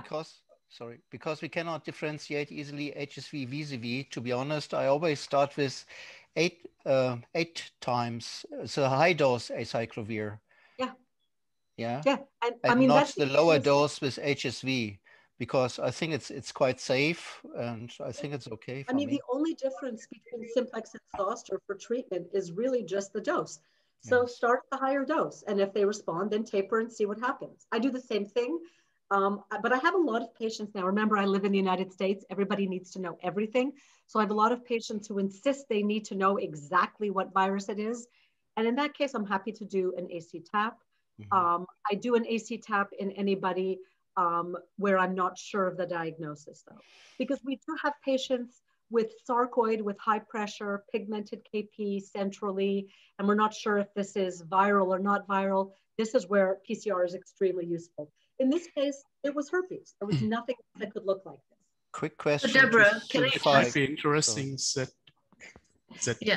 if you do the Goldman-Whitmer, you can find about 20% of patients with varicella zoster without any skin lesion. So the Zina herpete, which we call it, is certainly not so rare. And the question is, of course, regarding treatment. Of course, we have a high dosage treatment at the beginning, but would you prolong your treatment? Do you see recurrences in varicella zoster viruses? You know, what I do with any of my patients, regardless of the diagnosis, is taper slowly and see what happens. Because the patient in your chair may not be the same as the statistical, whatever, 80% in the literature. So we try to taper. And if we can taper easily, we do. Yeah, since commonly the varicella zoster seems not to be recurring.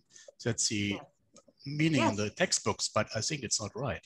So I agree with you completely. They see quite a number of these patients. Yeah. Do you also agree that the treatment dermatologists give for their zoster is insufficient for the eyes? Oh, it's useless for the eyes. They treat for 10 days. So I get patients coming in with horrible zoster, keratouveitis, and their doctor said, oh, but you were treated, you're fine. It's not a cure, right? This isn't the syphilis. problem is they had controlled studies excluding the eyes, I think. Yes. So this is definitely, you should not follow well, I think that's actually for the participants, not for us. You should not follow these things that it's done after 10 days. I completely agree. Only thing that I can cure is syphilis. But it's interesting that even if they treat, and you may have 10 days of treatment, and then you have a zoster in the eye, shows from the pathophysiology that something there is in between. I mean, they had treatment, and you wonder that these patients still develop uveitis, even 3-4 weeks later.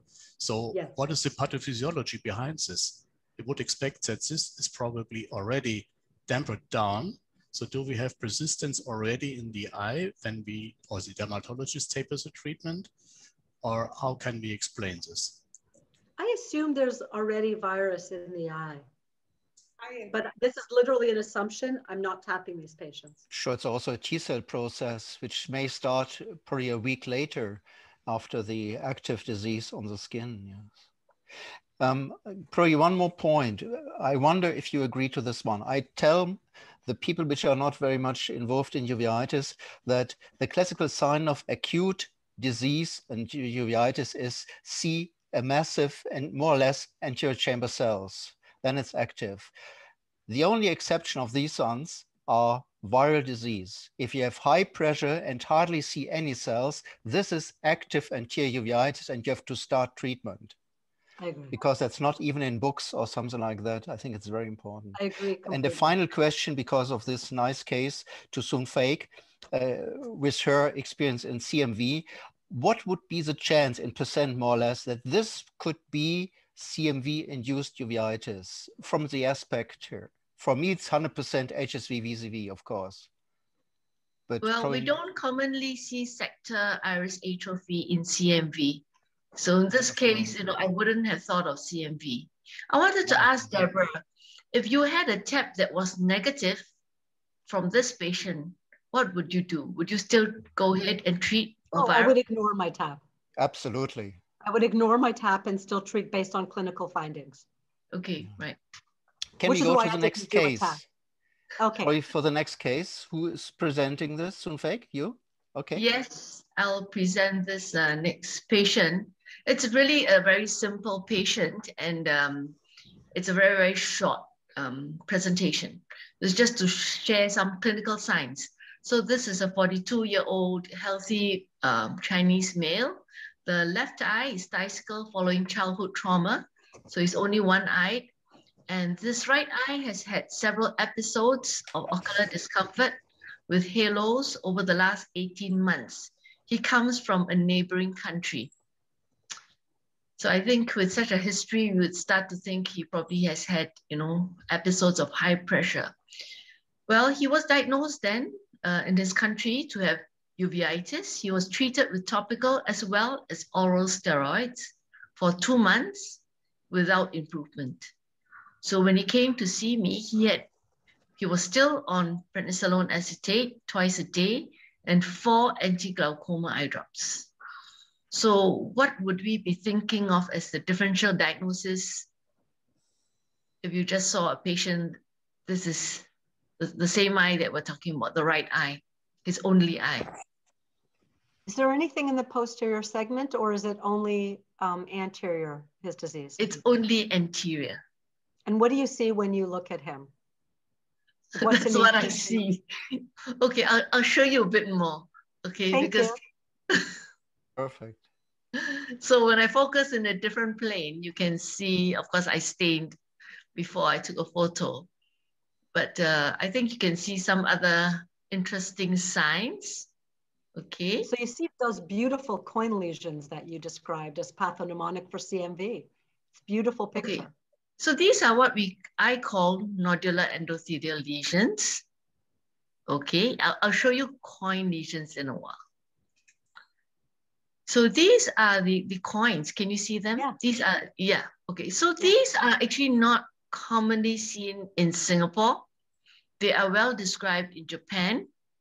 Okay, but for us, we don't see them as often as we would see these endothelial nodular lesions. So they're slightly different. How about this eye? I mean, this photo, the same eye. Well, you see a nice pile of KP and some endothelial change as well. Yeah. Yeah. Okay. So there's a bit of haze there, and I think it's a patch of endothelitis beginning. All right. And what else do you see? More KP. More pretty, yeah, more pretty KP. These are beautiful. Wait, I'm going to show you something where, look what my arrow is pointing at. Oh, he has an immune ring too. Yes, it's an immune ring. So this eye was amazing. You know, I've never seen all the signs in just one eye. And we really don't need a yourself. Did you take these pictures yourself? Yes, sadly. So because the first picture that you showed, everything looked fine. The cornea looked fine. So I think it's really important. You know, I do my own slit lamp photos. I send the patient to photography, but then I go over there and do it, because otherwise they take a picture of I don't know what. They're great at taking retina photos, but not slit lamp photos. And I think this is super important here, that you've showed us every single thing none of that was on the first picture. Yeah. Okay, so what happened to this patient? So, you know, you can see this patient's anterior chamber was quiet. He had early posterior subcapsular cataract. He had a cup-disc ratio of 0.8, and that's his visual field. The back of the eye was normal. His pressure was 28. His cell count was still something that could survive probably his lifetime. And of course, we suspected the virus, and we did an anterior chamber tap. 6 million copies. Wow. Okay. And after we tapped, the pressure spiked to 40. So what did we do? Of course, we had to treat him. We started with topical ganciclovir, okay? And then we added the oral ganciclovir and continued him on topical steroid. And just with this therapy, actually his pressure came down. So the topical ganciclovir is the 2% eye drops that we have our in-house pharmacy make for us. And then, you know, subsequently, when he resolved, we then took off his oral ganciclovir and continued him on the topical ganciclovir, and we switched the steroid to topical NSAIDs. Yeah. So that's this case. And actually what I wanted to say just now when we were discussing clinical features is that the Boston-Schwarzman syndrome cases that we see in Singapore, the AC tab usually is like a few hundred to a few thousand viral copies. But when we see the chronic CMV, they are in the millions, like what we see here. Okay, so I think it's the viral load in the eye that also affects the clinical manifestation. Of course, it could be a balance between the patient's immune response and the viral load. And it's also been reported if you have got patients who have got CMV retinitis because they're immunocompromised, the anterior segment findings very often are what we describe in Fuchs uveitis, where they're just stellate, very fine, diffuse KPs. So I think the chronic form of CMV, it to me is a manifestation of a severe viral infection, and it's very little immune response. These patients have a lot more anterior chamber cells, whereas in the Boston-Schwarzman type of manifestation, it's more the immune response we see with the high pressure and few cells and low viral load. I have a question for you about treatment. So unfortunately, in my experience, I've had really little efficacy of topical ganciclovir gel. We have the 1% gel. And, you know, after you and I spoke recently, I tried it again, and I got this amazing epitheliopathy in the patient. Have you seen that at all? This is an 18-year-old kid who developed this amazing epitheliopathy, but not PEE. It's almost like a dusted flower that looks almost crystalline from ganciclovir gel. No, they do get PEs. You know, they do say it's stinging, not all of them, but the eye drops 2% is definitely stinging. But the gel usually, it's not too bad. I wonder if you just get better penetration from the drops, because in my hands, the gel has been so useless. And maybe I need to try to make up the 2% drops. We've had to use systemic therapy, which is really problematic because of cost and side effects. Yeah, I agree. I mean, generally for the more severe cases, we will just give the 2% eye drops, or as I am pointing out here, that basically if a patient is immunocompromised, in this case, he was given oral steroids. These patients, I always give oral therapy because I find that if you just give topical, it usually does not work. So basically, we need to suspect a viral etiology in hypertensive anterior uveitis. CMV anterior uveitis responds partially to topical oral steroids, or they may even worsen the uveitis if it's not given with antiviral cover. And as you can see in this case here, careful clinical examination is very important. And we could see all the signs demonstrated in this eye. Thank you. And Sunfik, how would you titrate your topical therapy, ganciclovir? Like, how would you adjust? Generally, we start 2 hourly. It's tough. We tell the patients if they don't do it, they will go on to oral, which is very costly and can also be toxic, and they need to come back for blood tests ever so often. So how long would you wait before starting the oral therapy? It's for patients who do not respond. I mean, if we see them in 2-3 weeks and they have not responded, especially if the pressure is not coming down, then we would very quickly ask them to take the oral medication. And for how long would you continue the topical? Okay, for us, topical, in fact, you know, once they are on 2% and they are well, after maybe like 6 months, after we've dropped it to like 4 times a day, we would then switch them to the gel. And then we would not give them steroids because we're not sure how wonderful that penetration is. And we've got papers to actually, you know, show that the penetration is not great with the gel. So we just give them topical NSAIDs. And that seems to control them and prevents relapse. Do we have an effect on the cornea endothelium? So can you stabilize the endothelium? I mean, yes, we monitor them always with an endothelial cell count at every visit.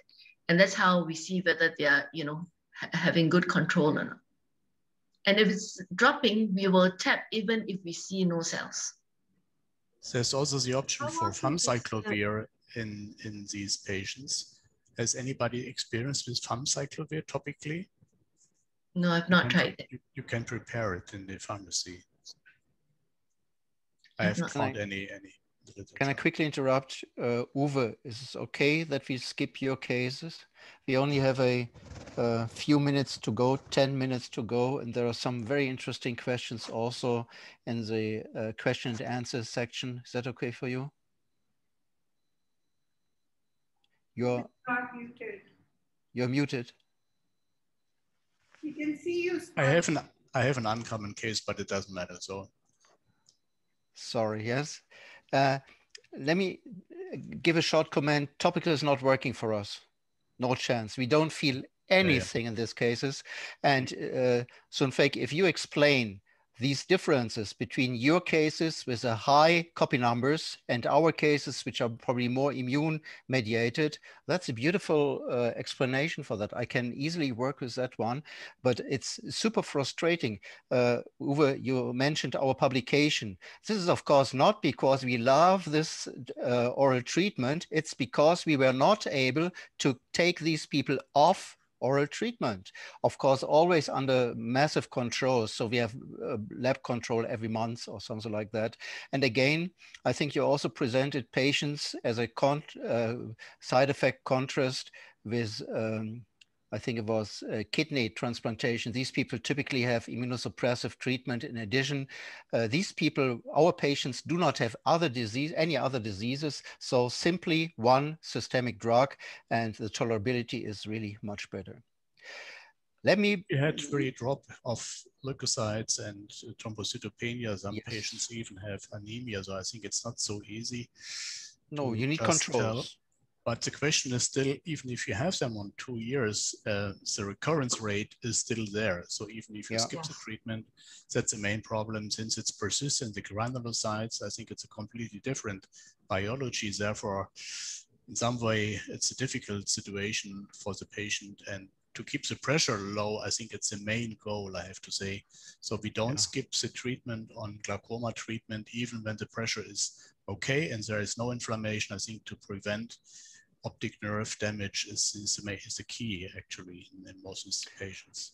Can I quickly stop this general discussion here and ask for your opinion in time of COVID-19 and HSV activation, reactivation? It may be during the infection with COVID, it may be during vaccination.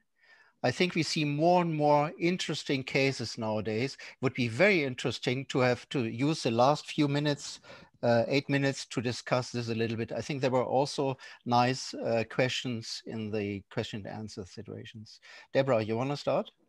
Did you see anything?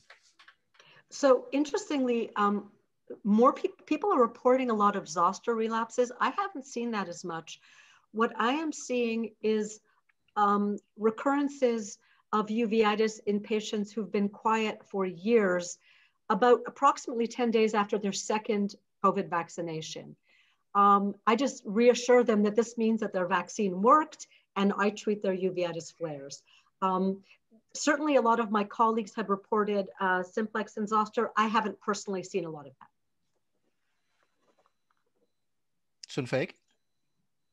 You're mute. I had a patient of known CMV anterior uveitis who had the disease quite bad. He had to have glaucoma surgery, and he had been quiescent for 18 months. And he came in with a recurrence. And unlike others, I tapped my patient. So even this patient had a tap done. And interestingly, although he had so much cells, which was far more than he ever had during his previous episodes of CMV, you know, he had like 3+ cells almost, and, you know, the tap was negative.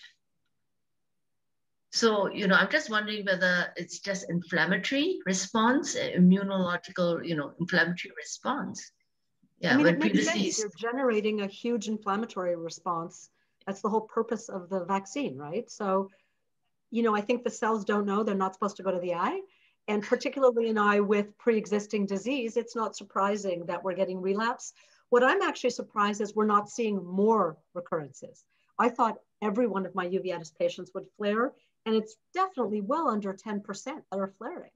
I'm actually surprised it's so low, given the robust inflammatory response after the second dose. So what we are saying is the reactivation of the original disease may not be the reactivation.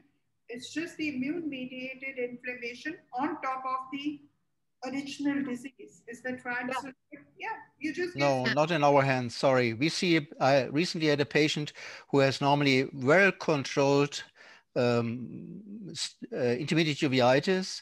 I saw him with a fibrin coming from the back of the eye until the cornea, massive cells, 4+ cells, both eyes.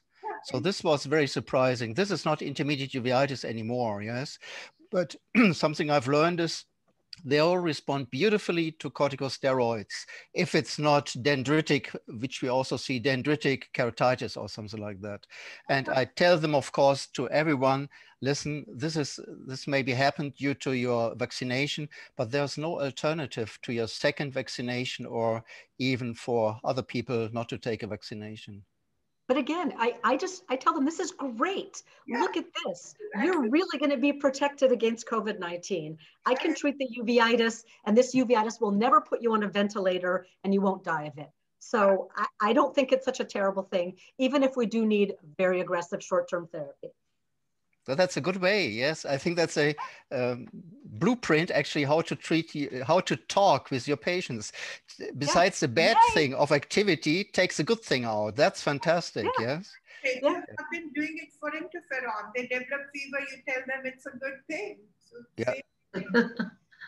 Definitely. Also, yes. Yolanda, any comment to this?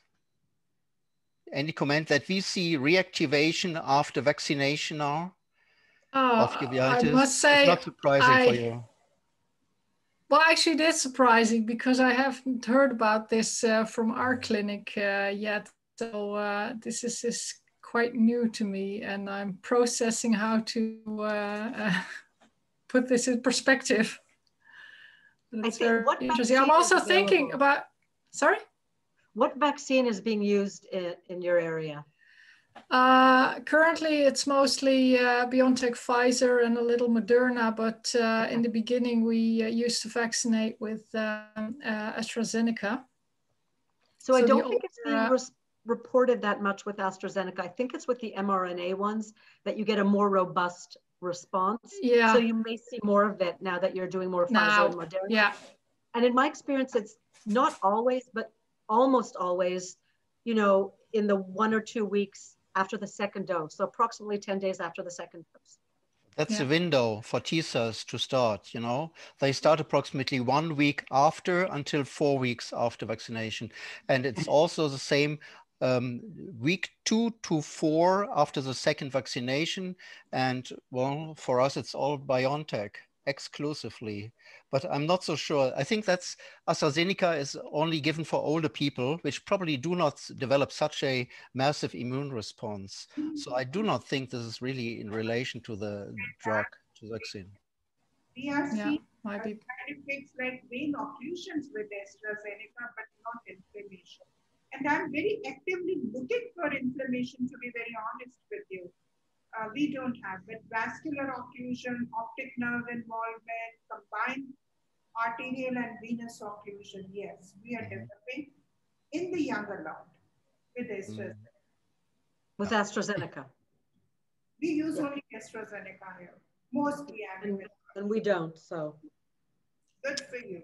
Uwe, any? There are still some questions from the chat, and I think these are quite important as well. Okay. So one, for example, is regarding preoperative and postoperative cataract surgery in a patient which has had a viral infection. So do you give preventive treatment? I mean, the eye has to be quiet. I think we all agree on this, but do you give any protective treatment before you give, let's say, cataract or cornea surgery?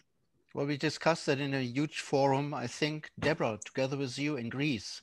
some few years ago, where we did not talk any about virus outside, but only about virus inside of the eye. And I think we all agreed that we should have some prophylactic treatment in severe cases for retinal necrosis, definitely, and also for severe HSV Varicella Zoster keratitis. So the ECRS has already given some hints that it's probably recommended to do this, but there are no good studies to prove this. I think there's certainly a need for a controlled study, but there are no good studies at all. I always have, just like in the perioperative period for cataract surgery for non-infectious uveitis, I increase immunosuppressive or immunomodulatory therapy. I do the same with infectious disease. Yeah. It is certainly a biologic stress to the eye. I will always increase antiviral therapy pre-op. And how long should we keep the treatment after surgery? You know, I think that since we have no lab data, I do it based on clinical response. If they do fine, I'll taper more quickly. If there's any reactivation, I treat them longer. So 3 months, 6 weeks? It depends on the patient. I wish I had a recipe. Okay. It just depends on your mood on that particular day. I usually do 1 month. And Deborah, could you start, like if the patient is off antiviral, say since last 1 year, and you want to do surgery today, would you restart antiviral therapy before surgery? Yes, yes. Because the risks are so low for restarting it, and the sequelae, if I don't restart, are so high. I mean, valacyclovir is an extraordinarily well-tolerated drug. There's more than 25 years of data on acyclovir from the gynecologic literature that you can be on this forever. So I just think it's safer to start it, restart it at a gram BID, and then taper as I can.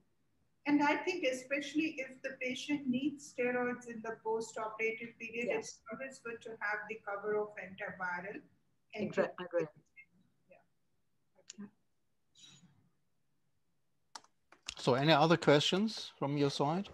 Oh, it's 4 o'clock, so it's a final question, let's say. Yeah, because I have a hard stop in 2 minutes. Oh, yes. So if not, I think the persons which here share the screen with us, if you are still available, would be very nice to answer probably some of the question and answers with us. Otherwise, thanks very much for a very lively, beautiful webinar. I enjoyed this a lot, and it tells me that we also, actually, this is not only for the people which are listeners, it's also for us to get information, not only from, let's say, from the clinic next door, but also what's going on in the other side of the world and how things are simply relative. And when it comes now to Corona, this is an aspect, this is hardly any published, so we need such kind of exchanges. Thanks so much. I hope you have a lovely day. We still want to try to finish the questions, and we'll meet again in 4 weeks. I think then, Vishali, it's TB time. Huh? Okay. Thanks so much, guys. Thanks a lot. Thank you. Bye, everyone. All the best. Bye. Bye. Still wear a mask in crowds.